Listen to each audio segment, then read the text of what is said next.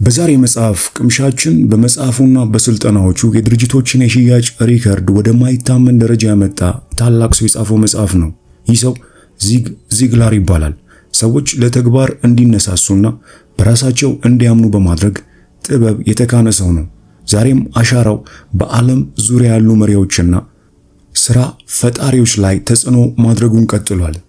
የዚህ መጽሐፍ ደራሲ ዚግ ዚግላር በቀላሉ ወደ ሌላ ሰው የሚያጋባ የማሰብ ብቃትና አቻ የማይገኝለት የማነሳሳት አቅም የነበረው ሰው ነው። ስለ ተስፋ፣ ጽናትና ቅንነት ያስተላለፋቸው መልእክቶች መቼም ቢሆን ዘመን የማይሽራቸው ነው። የማርኬቲንግ ኤክስፐርትና ጸሐፊ የሆነው ዜስ ጎዲን ዚግ ዚግላር ማለትም የዚህ መጽሐፍ ደራሲ ከዓለማችን ታላላቅ አነቃቂዎችና ተናጋሪዎች መካከል አንዱ ነው። በጥበብና በትምህርቶቹም የኔን ጨምሮ የሚሊዮኖችን ሕይወት ቀይሯል ሲል አወድሶታል።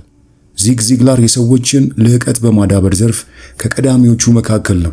የብዙ ሰዎችን ሕይወት ከፍ በማድረግ መቼም የማይሻር ሚና ተጫውቷል። በዚህ መጽሐፉ የአዎንታዊነትና የይቻላል መንፈስ መብራት በሰዎች ልዕቀት ዘርፍ ያበረከታቸው እይታዎች ሚሊዮኖችን ከሕይወታቸው ወይም ከሕልማቸው እንዲደርሱ ረድቷቸዋል። አሜሪካ በአዎንታዊ አስተሳሰብ ዘርፍ ያፈራቻቸው ከታላላቅ ሰዎች መካከል አንዱ ነው። ቢዝነሶችንና ግለሰቦችን መለወጥ የቻለ የአነቃቂ ሰው ንግግር ሊቅ ሲል CNN ይህን ሰው አወድሶታል። ዛሬ ከዚህ መጽሐፍ የምናየው ከፍታው ላይ ልይህ ወይም ደግሞ See You at the Top የሚለውን በዚግ ዚግላር የተጻፈውን መጽሐፍ ይሆናል። እኔ በግሌ የዚህ መጽሐፍ ገጾች በገለጥክ ቁጥር ወደ አእምሮ ሊመጣ የሚችለው ቃል ልዩ ወይም የተለየ የሚለው ሊሆን ይችላል። መጽሐፉን ከፍጻሜው መጀመር በእርግጥም የተለየ አቀራረብ ነው። መጽሐፉ በሚፈጥረው ስሜት፣ በሚያነሳው ርዕሰ ጉዳይና በአቀራረቡ ፍጹም የተለየ ነው። ለምሳሌ ይህንን መጽሐፍ ማንበብህን ለአፍታ ገታ አድርገህ ያነበብከውን ለማገናዘብ እንዲረዳ በየቦታው የንጽጽር ምሳሌ አለው። አንተ በሕይወትህ ለማግኘት የምትፈልገውን ሁሉ ልታገኝ የምትችልባቸውን ሌሎች ሰዎች የሚፈልጉትን እንዲያገኝ ስትረዳ ብቻ የመሆኑን እውነታ በዚህ መጽሐፍ አጽንኦት በመስጠት ይገልጻል። በዛሬው ገበያ የተለየ በሆነ እሳቤ ላይ እንድታተኩር ይህ መጽሐፍ ይመክራል። የመጽሐፉ ደራሲ መጽሐፉ የተለየና ውጤታማ መሆኑን አምናለሁ፣ ነገር ግን ግቤ የተለየ መጽሐፍ አልነበረም። ልዩነቱ የተፈጠረውና ጎልቶ የወጣው እየተናገርኩ የነበረውን በመጽሐፌ ነው። ባለፉት 19 ዓመታት በተለያዩ መስኮች ላይ ለተሰማሩ አያሌ ሰዎች ከሕይወታቸው ግብና ህልማቸው ጋር እንዲደርሱ ይህ መጽሐፍ በእጅጉ ረድቷቸዋል። ምናልባት ይህ አንድን መጽሐፍ ማንበብ ለመጀመር ያልተለመደ መንገድ ይሆናል። ነገር ግን መጽሐፉ ያልተለመደ ነው። መጽሐፉ የሚያትተው ስለ አንተ፣ ስለ ቤተሰብ፣ ስለ መጪው ጊዜህና ስለ እያንዳንዱ የበለጠ በመስጠት ከሁሉም የበለጠ ማግኘት ስለምትችልበት መንገድ ነው። ይህም የአሉታዊ አስተሳሰብ፣ የአሉታዊ ድርጊትና የአሉታዊ የአጸፋ ምላሽ፣ የተሸናፊነት፣ የመከፋት፣ ከአንተ በሚያንሱ ሰዎች ተጽዕኖ ስር የመሆን ወዘተ ፍጻሜው ወይም የፍጻሜው መጀመሪያ መሆኑን አምናለሁ። በአጭሩ የዓለም አደገኛ በሽታ የሆነው የአመለካከት ግትርነት ፍጻሜ ነው። ለዛሬ ከዚህ መጽሐፍ በወፍ በረር በ7 ክፍሎች ከፋፍለን እናየዋለን። ይህም የመጀመሪያው ወደ ላይ የምትወጣበትን ደረጃ ምን እንደሆኑ በስፋት እናያለን። ሁለተኛው ስለራሳችሁ ወይም ራሳችሁ ያላችሁን ግለ ምስል እንዴት ማስተካከል እንደምትችሉ፣ በመቀጠልም ከሌሎች ጋር በሚኖርህ ግንኙነት እንዴት ውጤታማ እንደምትሆን፣ በአራተኛ ደረጃ ደግሞ ግቦች ማለትም በውኑ ግቦች አስፈላጊ ናቸውን? የግቦች ባህሪያት፣ ግቦችንስ እንዴት ማስቀመጥ እችላለሁ? ወደ ግብስ መድረስ የምችለው እንዴት ነው? የሚሉትን እናያለን።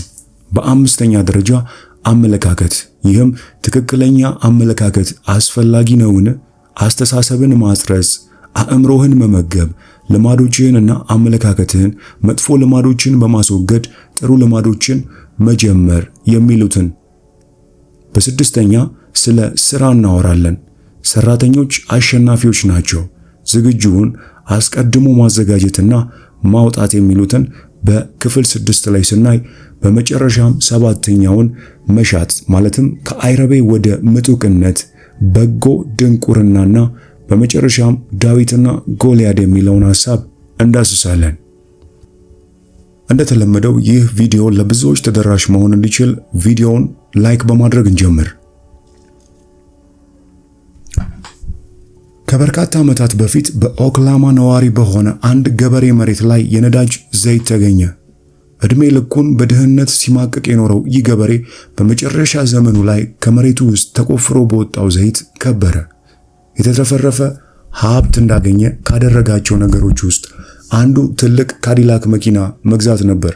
ምንም እንኳን በውድ ዋጋ የገዛው ካዲላክ ምንም አይነት ብልሽት ያልነበረው ቢሆንም አዛውንቱ የመኪናውን ቁልፍ ሰክቶ ሞተሩን በማስነሳት መንዳት አይችልም ነበርና መኪናውን የሚያሽከረክረው እንደ ሰረገላ ከፊት ለፊት ባሉት ፈረሶች በማስጎተት ነበር። በርካታ ሰዎችም በውስጣቸው ልክ እንደዚህ ገበሬ ካዲላክ መኪና ብዙ ጉልበት ኖሯቸው ሳለ በፈረስ በመጎተት ለመንቀሳቀስ ይወስናሉ። ይህ ምሳሌ ባለን ችሎታና በምንጠቀምበት ችሎታ መካከል ያለ ንጽጽር መሆኑን የሥነ ልቦና ባለሙያዎች ይነግሩናል። ኦሊቨር ዌንደል ሆልምስ ይህንን በተመለከተ በአሜሪካ ትልቁ አሳዛኝ ነገር ከፍተኛ የተፈጥሮ ሀብት ብክነት ሳይሆን የሰብአዊ ሀብት ብክነት ነው በማለት ተናግሮ ነበር። ሚስተር ሆልምስ በዚህ ንግግሩ የጠቆመን እውነታ ብዙሃኑ በውስጣቸው ያለውን ጥዑም ዜማ አውጥተው ሳያሰሙ ወደ መቃብር የሚወርዱ መሆናቸውን ነው። ለረጅም ጊዜ አንድን ሰው ሊገጥመው የሚችል በጣም አሳዛኝ ነገር ከሞት አፋፍ ላይ ሆኖ በስርዓቱ ላይ ሰፊ የወርቅ ወይም የነዳጅ ዘይት ሀብት መኖሩን ማወቁ ይመስለኝ ነበር። አሁን ግን አንድ ሰው በውስጡ ያለውን ታላቅ ሀብት ፈጽሞ ሳያውቅ ከመሬቱ በላይ አሳዛኝ ነገር እንደሌለ አውቄያለሁ። ወዳጄ ሻለቃ ሩብን ከውቅያኖስ ውስጥ ሰትሞ የቀረ ወርቅና ተራ የብር ቁራጭ ዋጋቸው እኩል ነው። በሁለቱ መካከል ያለው የእሴት ልዩነት በግልጽ የሚያስታውቀው ወርቁን አውጥተህ ለተገቢው ዓላማ ስታውለው ነው። ያንተም እሴት እውነተኛ የሚሆነውና ዋጋ ሊኖረው የሚችለው በውስጥ ያለውን ታላቅ እምቅ ችሎታ ተገንዝበ በጥቅም ላይ ስታውለው ነው። በውስጥ የሚገኙ የተፈጥሮ ሀብቶች ከምድር ውስጥ ተቆፍረው ከሚወጡት ሀብቶች በተቃራኒ ሊባክኑ የሚችሉት አውጥተህ ሳትጠቀምባቸው ስትቀር ነው። በዚህ መጽሐፍ ምን እያልኩ ነው? መጪው ጊዜ አሁን ነው። ላለፉ ችግሮች ምንም ትኩረት ባለመስጠት ሙሉ በሙሉ በመጪው ጊዜ ላይ የሚያጠነጥን በችግሮች ላይ ሳይሆን በመፍትሄዎች ላይ የሚያተኩር አዲስ የሥነ ልቦና ዘርፍ ያስፈልጋል። ዶክተር ዊሊያምስ ግላደር ስኩል ዊዛውት ፌለር በሚለው መጽሐፉ የዚህን የሥነ ልቦና ዘርፍ መሰረታዊ እሳቤዎች አብራርቷል። ዘመናቸውን በሙሉ ከተስፋ መቁረጥ፣ ከሽንፈት፣ ከመከራና ከመከፋት፣ ከውድቀት በቀር ሌላ ነገር በማያውቁ ወጣቶች ላይ ምርምር በማድረግ ወጣቶቹ ባለፈ ታሪካቸው ላይ እንዲያተኩሩ ከማድረግ ይልቅ ማበረታቻ በመስጠት አመለካከታቸውን መለወጥ ያስቻለ ድንቅ ውጤት ሊያስገኝ ችሏል። ይህም 2000 ዓመታትን ወደ ኋላ ተመልሰን የመጽሐፍ ቅዱሱ ሐዋርያው ጳውሎስ ያለፈውን በመርሳት የወደፊቱን ለመያዝ እዘረጋለሁ በማለት የተናገረውን እንድናስታውስ የሚያደርግ ነው። በሚያሳዝን መልኩ ግን ብዙ ሰዎች የተስፋ እስረኞች ናቸው። በህይወት በጣም አሳዛኙ ተሞክሮ አንድ ሰው ልክ እንደ እገሌ መናገር፣ መሮጥ፣ መዝለል፣ መስፈን፣ ማሰብ፣ ትኩረት ማድረግ ወዘተ ብችል ኖሮ ሲል መስማት ነው። እንደዚህ ለሚሉ ሰዎች የምሰጠው ምላሽ ያላችሁን ችሎታ ሳትጠቀሙ በሌላ ሰው ችሎታ አንዳችም ነገር ልትሰሩ አትችሉም የሚል ነው። ጠንቃቃ ካልሆንክ በየቦታው ከምታገኛቸው የተስፋ እስረኞች መካከል ትካተታለህ። የተስፋ እስረኞች የሚባሉት አንድ ቀን በጎዳና ሲዘዋወሩ ከመልካም ዕድል ጋር እንደሚገጣጠሙ ተስፋ በማድረግ ምንም ቁም ነገር ሳይሰሩ ጊዜያቸውን በከንቱ በዋዛ ፈዛዛ የሚያባክኑ ናቸው። ቅጽበታዊ ዝናና ሀብት የሚሰጣቸውን ታላቅ ክስተት በተስፋ ይጠብቃሉ። እነዚህ ሰዎች ውስጣቸው መርከባቸው ከወደብ እንዳልተነሳ እያወቀ ከባህር ዳርቻ ቆመው የመርከቡን መድረስ የሚጠባበቁ ናቸው። በሕይወታቸው ቁም ነገር ሳይሰሩ ጊዜያቸውን በዋዛ የሚያባክኑ በገንዘባቸው ሁሉን ነገር ለመግዛት የሚፈልጉና መልካም ስነ ምግባር የሚጎድላቸው ሰዎች ውብ ለመባል የሚበቁ አይደሉም። ከሰብአዊ እይታ አንጻር እውነተኛ ውብ ሰዎች በየትኛውም የኑሮ ደረጃ ላይ የሚገኙና በአካላዊ ሕመም የሚሰቃዩ ሰዎችን ጭምር የሚያካትት ናቸው። እነዚህ ሰዎች የአሸናፊነት አስተሳሰብን ለመቀበል ባለመፍቀድ ስኬትንና ደስታን የተጎናጸፉ እንዲሁም ከሂደቱ ጋር በሚገባ ራሳቸውን ያላመዱና እያንዳንዱን ዘር፣ የቆዳ ቀለምና አስተሳሰብ ወይም እምነትን የሚወክሉ ሲሆን የትምህርት ደረጃቸው በአንደኛ ደረጃ የተወሰነ ወይም እስከ ዶክትሬት የደረሰ ሊሆን ይችላል። ከባድ የአካል ጉዳት የደረሰባቸው ነገር ግን አካላዊ ሁኔታቸው ሳይገድባቸው ታላቅ ስኬትን የተጎናጸፉ በርካታ ሰዎችን አውቃለሁ። እነዚህ ሰዎች ያለ ልዩነት የሰው ልጅ ታላቅ ሙያ ለመከወን ታቅዶ የተሰራ ስኬታማ እንዲሆን የተፈጠረ እንዲሁም የታላቅነት ዘርን ይዞ የተወለደ ነው ብለው የሚያምኑ ናቸው። ይህን እምነት ስትይዝ ለሚገጥሙ ችግሮች ማንም መውቀስ እንደማያስፈልግ ትረዳለህ። ብዙ ጊዜ ያልተሳካላቸውን ሰዎች ያለው ነገር ግን ከዚያች ቅጽበት አንስቶ ያለበት ሁኔታና ለወደፊት የሚገጥመው ነገር ሁሉ በራሱ የሚወሰን መሆኑን ከተረዳ ሊሳካለት የማይቻል አንድም ሰው የለም። በመቀጠል የምናየው ሁለተኛውን ማለትም ስለ ራሳችሁ ያላችሁ ግለ ምስል የሚለውን ነው። ከዚህ ነጥብ ውስጥ የጤናማ ግለ ምስል ጠቀሜታን፣ የተጎሳቆለ ወይም አሉታዊ የሆነ ግለ ምስልን መንስኤዎች፣ የአሉታዊ ግለ ምስል መለያዎችን፣ ግለ ምስልን ለማሻሻል የሚረዱ ዘዴዎችን እንዲሁም የጤናማ ግለ ምስልን መንገድ እንድትመርጡና እዚያ ላይ እንድትቆዩ ማበረታታት ነው የዚህ ክፍል ዓላማ።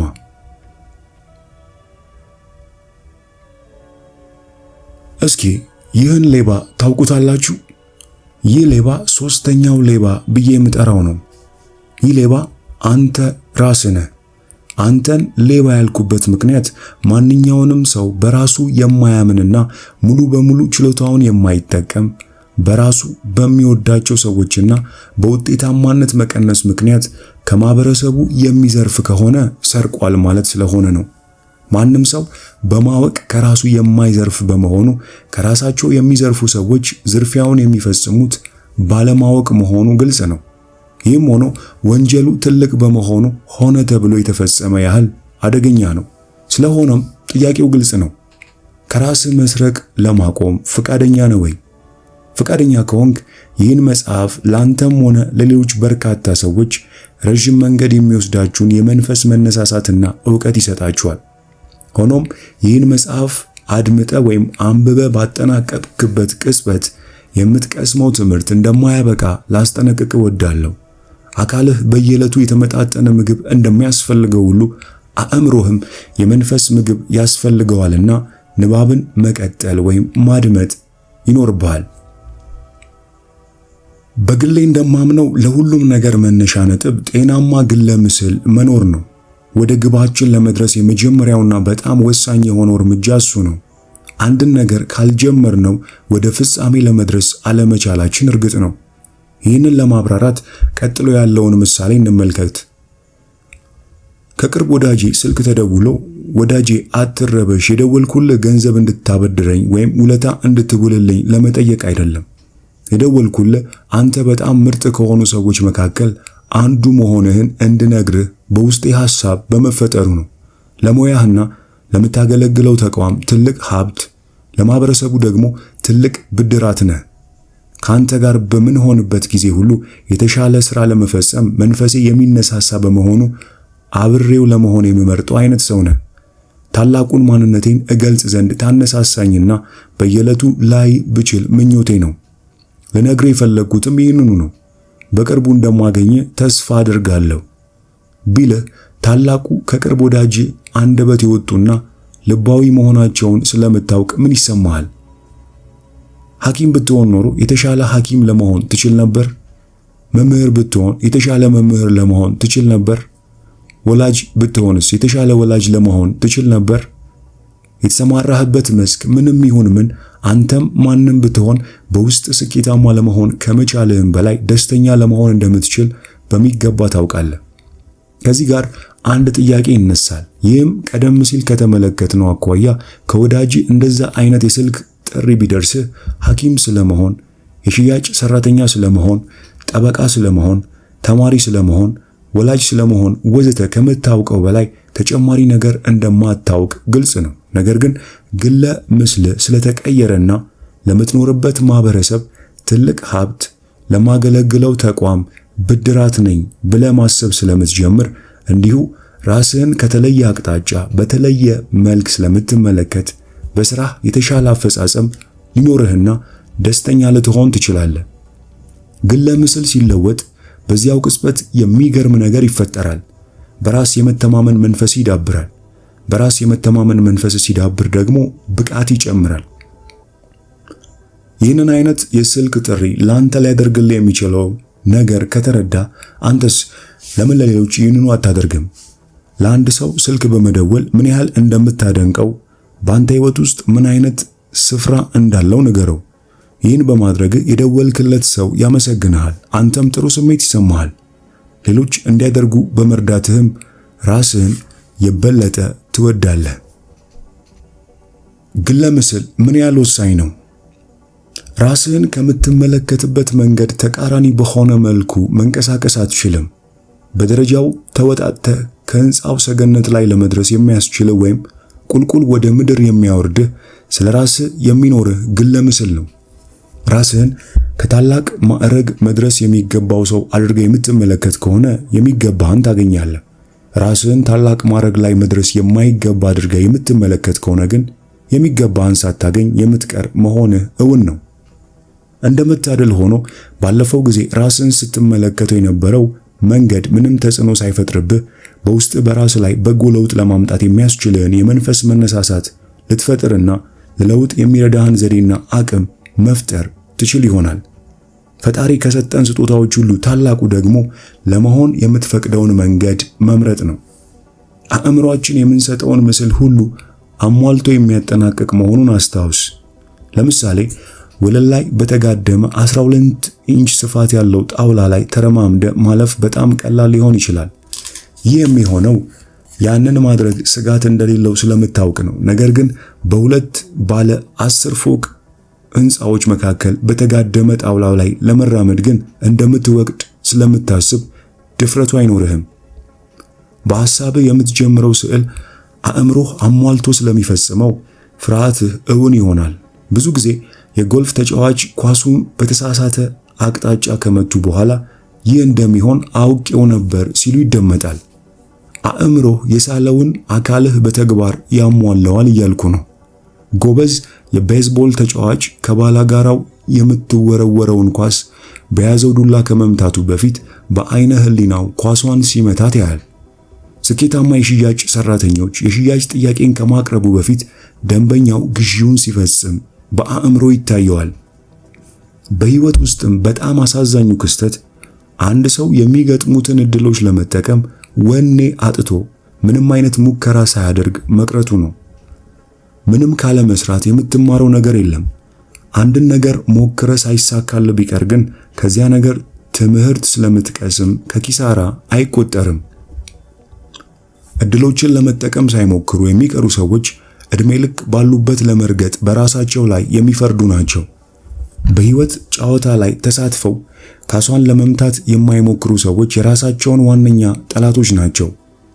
እንደዚህ ያሉ ሰዎች ግለ ምስላቸው የውድቀት በመሆኑ አእምሯቸው ያን ያህል እውን አያደርገውም። የስነ ልቦና ሕክምና ዓላማም ታካሚዎች ግለ ምስላቸውን እንዲለውጡ መርዳት የመሆኑ ዋነኛ ምክንያት ይኸው ነው። በመቀጠል ጤናማ ግለ ምስል ለመፍጠር የሚያስችሉህን አንዳንድ ዘዴና እርምጃዎችን እንመልከት። የመጀመሪያው እርምጃ 1 ያሉህን ሀብቶች በዝርዝር እወቅ። ምክንያቱም አልከሰርክም። ዋጋው የማይተመን ታላቅ ሀብት ያለህ መሆንህን ስትገነዘብ በምድር ላይ አንድም ሰው ያለ አንተ ፍቃድ የበታችነት ስሜት እንዲሰማ ሊያደርግህ እንደማይችል ትረዳለህ። የሚያሳዝነው ግን ባለማወቅ ያን ፍቃድ ለሌሎች የምትሰጥ መሆን ነው። እርምጃ 2 አለባበስህን አሳምር፣ ቀና ብለህ ተራመድ። ውጫዊ ገጽታህ የውስጣዊ ስሜትህ ነጸብራቅ ነው። ለምሳሌ ማንኛውም ባል ሚስቱ አለባበሷን ስታሳምርና ውበቷን ስትጠብቅ ደስተኛና ስኬታማ እንደሆነች ይሰማዋል። አካላዊ ሁኔታ በውስጥ ያለውን አቅም ያዳብረዋልና ወይም ያኮስሰዋል። በርካታ አሰሪዎች ሰራተኞቻቸው የሥራ ገበታቸው ላይ የሚገኙት ባማረ አለባበስ ከሆነ ብቃታቸው እንደሚጨምር ይመሰክራሉ። ለ6 ዓመታት የተደረገ ጥናት በግልጽ እንዳሳየው አለባበሳቸውን የሚያሳምሩና ውበታቸውን የሚጠብቁ ወንድ የሥራ ኃላፊዎች ከነርሱ በኩል ደረጃ ላይ ከሚገኙ ነገር ግን ራሳቸውን ከማይጠብቁ ባልደረቦቻቸው ጋር ሲነጻጸሩ በዓመት $4000 ብልጫ ያለው ገቢ ያገኛሉ። ስለሆነም ግለ ምስልህን ለማሻሻል ውጫዊ ገጽታህን ወይም ውበትህን መጠበቅ ይኖርብሃል። እርምጃ 3 ተፈጥሯዊ አቅማቸውን በመጠቀም ከታላቅ ስኬት ላይ መድረስ የቻሉ ሰዎችን ታሪክ በስፋት አንብብ ወይም አድምጥ። የሄንሪ ፎርድ፣ የዋልተርስ ክለር፣ የአብርሃም ሊንከን፣ የቶማስ ኤዲሰን፣ የአንድሪው ካርኒጌ፣ የቡከር ቲ ዋሽንግተን ወዘተ ታሪክ ስታነብ ታላቅ ነገር ለመስራት በውስጥ መነሳሳት መፈጠሩ አይቀርም።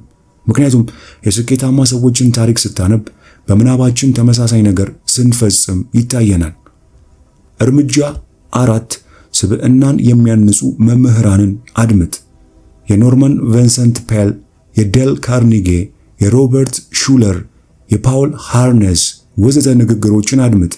ስብዕናን የሚያንጹ ንግግሮችን ማድመጥ፣ መጽሐፍትን ማንበብ፣ እንዲህ ያሉ ፊልሞችን መመልከት፣ የቲቪ ዝግጅቶችን መከታተል ግለ ምስልህ ወይም ስለራስህ የሚኖርህን ግምት ከፍ ያደርገዋል።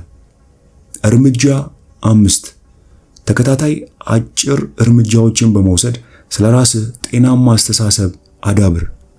በርካታ ሰዎች አዲስ ነገሮችን ሳይሞክሩ የሚቀሩበት አንደኛው ምክንያት ውድቀትን መፍራት ነው። የሚቻል ከሆነ ማንኛውንም አዲስ ሙከራ ልትወጣ ከምትችልበት ደረጃ ላይ ጀምር። ከዚያን ያን የመጀመሪያ ደረጃ ስኬት ወደ ሌላ መስክ አስተላልፈው። 2ን በ2 ማባዛት የለመደ አንድ ሕፃን ስኬቱን ከፍ ወዳለ ደረጃ በማስተላለፍ ከፍ ያሉ ቁጥሮችን ማስላትን ሊማር ይችላል። ከዚያ በኋላ ራሱን በሂሳብ የተካነ አድርጎ መመልከት ይጀምራል።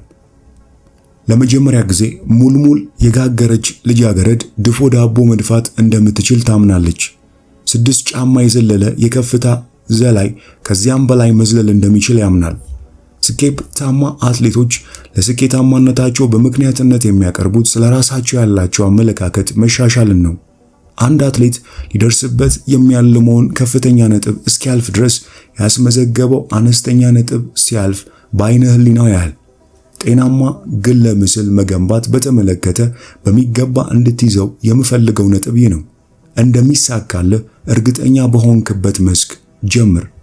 በዚያ መስክ ላይ አንድ ጊዜ ስኬትን ካገኘ በኋላ ሌላ እርምጃ ውሰድ። ወደ ሌላ ደረጃ እለፍ። እያንዳንዱ እርምጃና ደረጃ በራስ የመተማመን መንፈስህን ያዳብራል።